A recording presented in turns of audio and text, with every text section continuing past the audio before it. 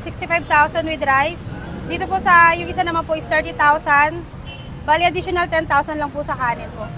Kaya sir yung lasa, sir. Masarap, sir, yung ano, kahit yung sa gravy, sir, malasa po.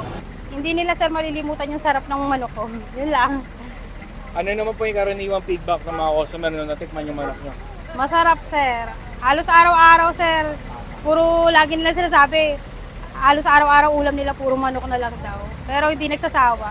Sipag at tiyaga, sir. At syempre, samahan ng ano, sir, pananalig sa Diyos din, sir. Para kahit pa, bawat araw, sir, maayos yung takbo ng negosyo, sir. Sa ngayon, sir, 60 kilos, sir. Magkano ulit yung manok nyo, ma'am? 65,000, sir. Ba't nyo naisipan ganun yung presyo? Wala, nauso na ano yan sa kapatid ko, sir, eh. Hanggang sa ginamit ko na yun kasi mas maraming natutuwa, eh.